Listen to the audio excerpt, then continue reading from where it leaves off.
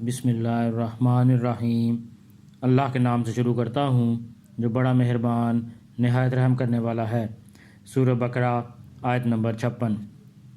ثم بعثناکم من بعد موتکم لعلکم تشکرون۔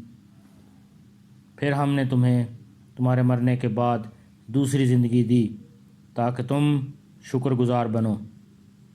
جب بجلی کی کڑک سے بنی اسرائیل کے چنے ہوئے لوگ ہلاک ہو گئے تو حضرت موسیٰ علیہ السلام برگاہ خداوندی میں التجا اور رحمت کی درخواست کرنے لگے اور عرض کی کہ بنی اسرائیل تو پہلے ہی مجھ سے بدگمان رہتے ہیں، اب یہ خیال کریں گے کہ میں نے ہی کسی تدبیر سے ان کا کام تمام کیا ہے۔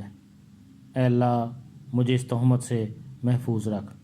آخر اللہ تعالیٰ کی رحمت جوش میں آئی اور ایک دن رات مردہ حالت میں پڑے رہنے کے بعد اللہ تعالیٰ نے ان سب کو ایک ایک کر کے زندہ کر دیا۔ جو زندہ ہو کر اٹھتا تھا وہ دوسرے کو زندہ ہوتے دیکھتا تھا۔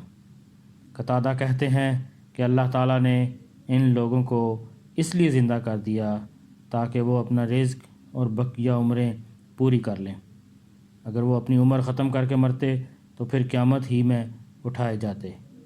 اللہ پاک ہمیں قرآن پڑھنے کی، سمجھنے کی، اس پر عمل کرنے کی اور دوسروں تک پہنچانے کی توفیق عطا فرمائے۔